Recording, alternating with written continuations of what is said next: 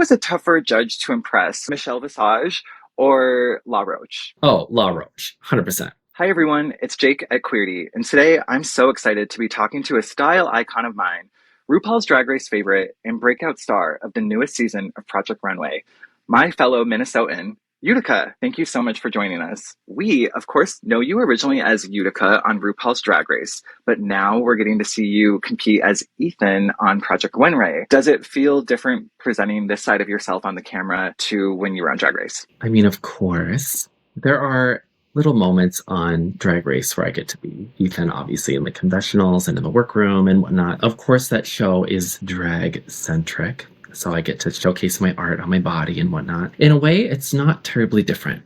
It is a chance where I can just go back to the roots of it all, like really showcase the maker of the clothes and the maker of the fantasy. Ethan is the conduit, is the source of all of this. It's been really cool to showcase this side of me where I can showcase not only the art of what I do, but showcase who I am as a person, as the creator of it all. So it's been really special to be able to showcase this side of me. And ultimately, I am setting myself up for the rest of my life.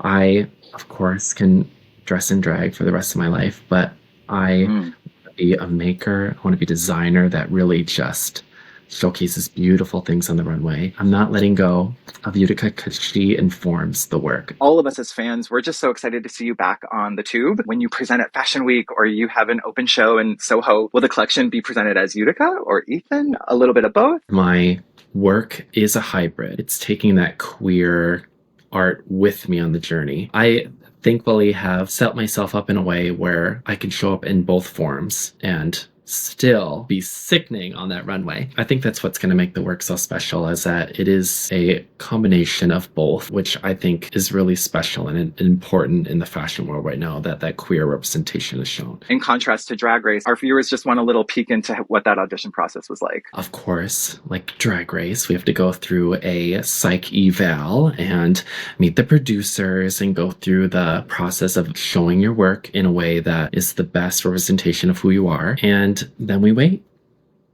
And then we get the call. I felt really valued in their eyes. Also really important because this is the first ever RuPaul's Drag Race crossover that we've seen on the show. I mean, excluding RuPaul in season 5, to have a drag designer contestant that was also on the queer TV show of the world and that crossover to happen. I think it was really important. Lots of pressure to really make an impression and make my mark. My work is really loud and very just boisterous in the way that it hits the runway. So definitely worried about that kind of energy moving into this, but it's been so well received and it feels good to be able to find that middleman between being really loud and having a specific moment on the runway and having kind of a sense of ready to wear ease that this competition is known for. You should be so proud of yourself. Honestly, as soon as I saw you on my screen, I screamed. It's like, Yes. it's really exhilarating. I imagine that Drag Race prepared you for Project Runway in some ways. My question is, and it's a little bit tongue-in-cheek, but who was a tougher judge to impress, Michelle Visage or Law Roach? Oh, Law Roach, 100%. Current Michelle Visage, she is mommy. She is a mommy to the queens. So she, of course, historically is very strict and very opinionated for what she likes and what she wants to see. With me and her specifically, we had a ball. You know, of course, she gave very constructive criticism, and yeah, I felt really safe in her care.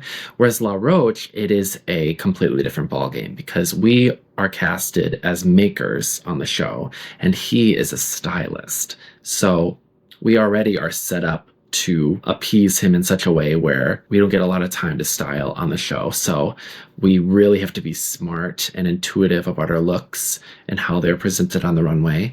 And baby, he's there for the drama. He's there for, to make really good TV. So impressing him was definitely on the forefront of the competition because if he likes it, he gives you high praise. But if he doesn't, he hates the dress. He hates the dress. He will hate the dress.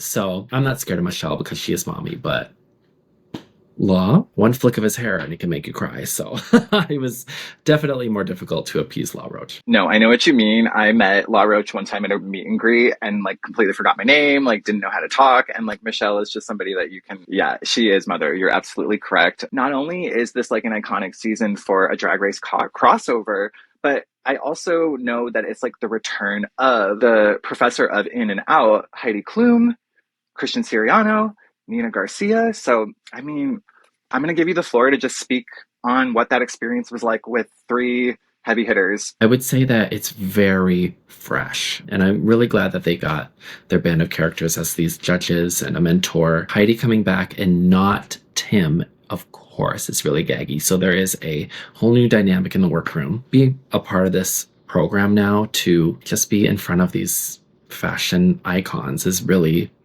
incredible. But I really think that they're bringing a new life and a freshness to the show. Drag Race is classically like really focused on the contestants as their storyline throughout the competition, whereas this, they're bringing in these fashion icons that are incredible judges. The opinions are off the wall, and like, you know, and they're really prioritizing like the judges panel as like a focus in the competition. Project Runway gives you a special chance to really make changes throughout the competition. Whereas in Drag Race, you make everything beforehand and you go and present, and there's not a lot of opportunity to like change yourself throughout the competition, right? Whereas Project Runway, it's the opposite, where you can bend because of the stuff you're making on the show. It was cool to be able to like take in the notes from the judges and then use those throughout the competition to really have you grow on the show, which I think is really special with this new revamped season. If I got a hug from Joan midweek, it would just make my life. So if you could describe one of her hugs to us in 3 words, what would those be? So loving and warm, safe. Like, she is just a very benevolent force in the show, and she has so much experience under her belt, and the way that she approaches work is so clean, precise. She really brings in a feeling of camaraderie in the competition. She's mommy. She's our little fashion mommy in the competition, and there is something so special about her, and I really think that she's a star. So being able to share this season with her is really fulfilling, and I miss her so much. Like, I think her leaving is sad. She had an amazing run, and I think she really won the hearts of all of us, though, for sure. She did. What does it mean to you to be a part of shows like RuPaul's Drag Race and Project Runway that are really inclusive in these really dire times? I am part of the inclusion, that makes the show have so much flavor and colors. And when it comes to, my presence on the show, it's really special being this little bridge that I get to share my work in this way. I think that Project Runway is doing a really good job in casting a very diverse and aesthetically different set of cast members, and I love that. I think that we need more diversity in all the shows that we're seeing. I like that has now become a focus in TV land. Being able to see these other designers' work and how diverse it is, it really helps you become a better designer and a better maker. Amazing to be a part of that energy, and I really hope that it continues in TV. Huge congratulations on your recent collection at Mechanics Hall, also known as the Queer Met Gala of Massachusetts. I'm curious, how would you describe Utica's current aesthetic? I would say that my current aesthetic is very early Alexander McQueen. A little touch of Schiaparelli here and there. Taking that little drag ideal, the sense of the awe that you get when you go to a drag show and the queens are in the extravagant costumes, but putting it on the runway in a more ease sense environment. That experience was incredible. Experiencing the queer youth and how they want to express themselves in the world of fashion and future fashion designers there. It was really special and really an amazing opportunity for not only me to showcase my work, but to experience this young energy of just makers, creators that have a dream. And the community was amazing. Just so full of love, full of life, and the event was run like a well-oiled machine in Mechanics Hall, baby. So it was amazing, and I hope that my other drag designers and drag sisters that do design can have an opportunity like this to really get in touch with the youth. They're creating the aesthetics that we're going to see on every body in the world, because what drag inspires fashion. So I can't wait to see more of it. And I think sometimes when you go to other cities, it's also an opportunity to kind of see queer youth in cities that maybe don't get a huge shine on them. What comes to mind for me a lot of the time is how Chapel Roan is, you know, a Midwest princess. What do you think it is about being from the Midwest that's having a moment amongst larger metropolitan cities like LA and New York? The focus is home. We're community builders, just kindness, goodness. There's a lot of sense of love here. And I think that that love is translating into not only the clothes, but in performance and drag culture. A lot of the Midwest queens are some of the hardest working entertainers in the business. I'm really excited to see this kind of energy that I'm taking from the Midwest and putting it into the clothes, letting the world know that there's so much love in the work. It's just like a sense of home, and we want to feel at home in the clothes and at home in the performances that we see. So yeah, I think that I'm bringing that with me. We just wrapped the Minnesota State Fair. If you could Yes. make, right? I mean, to those that don't know, it's iconic. If you could make a Project Runway garment inspired by your favorite food from the Minnesota State Fair, what would it be? And why? Mhm. Well, I feel like Sweet Martha is already a drag name, so I feel like a Sweet Martha's cookies bucket needs to be a look. I mean, overflowing with cookies, they pile it up to the nth degree. They're falling everywhere. I feel like there is a look there. There is. Oh my gosh. For those that don't know, it's literally a bucket of cookies. Yes, either that or a full couture head of butter. So one of the two. Drop Dead Gorgeous, my favorite movie of all time, just had its 20. Yeah, exactly. It just had its 25th anniversary, which is bonkers. But you know, it obviously plays off of stereotypes in the Midwest. But what stereotypes about the Midwest do you think work in our favor when competing? Oh, competing.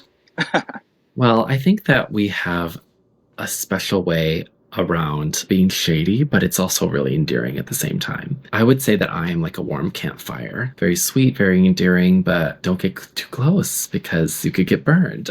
So bringing that ideal to the competition and can get away with stuff because I'm just a sweet little guy, a sweet little girl.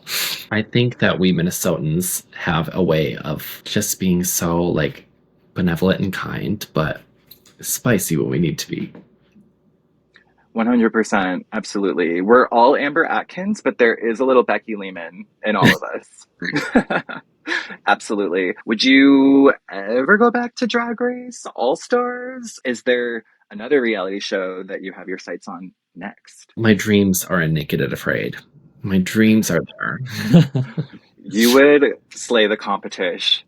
Baby, out of the woods, let's go. I would love to go back to Drag Race. They really gave me the push I needed to really move into this business and really trust in myself and my taste and my ideals as not only a drag artist, but also as a maker, as a costume maker, as a fashion designer. The show really wants to see you evolve in a beautiful way, and I feel like I've done that. I'm really onto something when it comes to my presence on Project Runway, and it's so special. I want to definitely like give it its love for this whole run and for the future of it. And Drag Race will not be ready for me when it is my time. Oh my gosh, we need to get Rue on the phone immediately. Let's make this happen. I would scream even harder than I screamed when you were on Project Runway. Is there anything that you listen to while you're designing a new look? And are there any songs from this past year that have inspired you or gotten you in the mood for like a collection? I'm really into Agnes.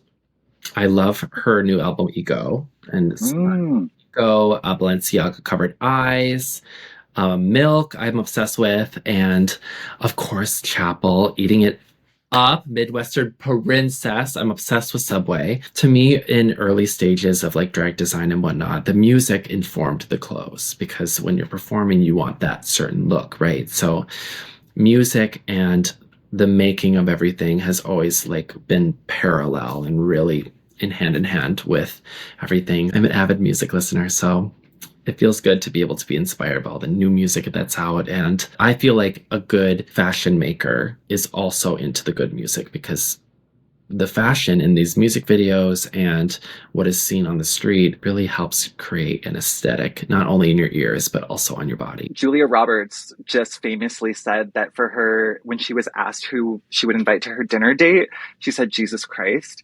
So I'm curious if you if you could have a dinner date with anybody dead or alive, who would it be? I feel like if I got both Beyonce and Gaga in a room, we would key.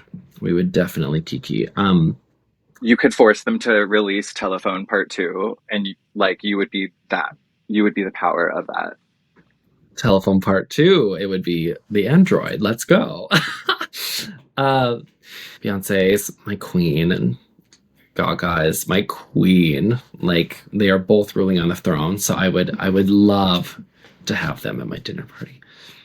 Incredible answer. I would only love to just be a fly on the wall to be there as well. So this kind of leads into the next question. You famously on your season of Drag Race, when Rue asked you a particular question that us LA girlies, it involves recreational, herbal, all of the above. But basically, and it became a meme, an iconic meme of your face. So I'm curious what your dream blunt rotation would be. And you can name up to 3 people. I don't make the rules, but that's just what like the kids are saying. You can choose 3 people. Do they have to be alive? They can be whatever you want them to be, honestly. Okay. Yeah. I would say Alexander McQueen would be my top or bottom, whatever he prefers. And then and then Daniel Rothbury. Okay. Yes, Scaparelli. Oh, hello. He's a hunk. He's a hunk. Yeah, whatever he wants. I would, yes. And Nemode. Why not? Whoa. Be like, pass to Alexander, pass to Daniel, and then pass to Utica. Whoa. How do we make this happen? I feel like between Heidi Klum and Law Roach, you're like 1 degree from some of these people. So, yes. Keep us posted. Let's make your dreams come true. Your dream blunt dreams come true. My final question for you is, what's next? In a perfect world, what do we get to see from Utica, Ethan? What's on the horizon? Of course, I am pulling together my fashion house to create beautiful things, beautiful looks. It has been just an uphill climb since my season of Drag Race, and now with Project Runway, it is just growing into something really beautiful. So you'll be seeing me on those runways. You'll be seeing beautiful clothes that you can purchase. I am a believer that this world is so big, so full of opportunities, so I can't give away all my secrets, but stay tuned for what's on the horizon because it's going to be what? Sickening. Sickening. Oh my gosh. Thank you so much for your time. We love you here at Queerty. We can't wait to see all of your upcoming projects, and thank you so much for your time. Thank you so much for having me, Queerty. A pleasure, an honor, and a privilege, and can't wait for y'all to see what's next. Thank you all so much. Mwah.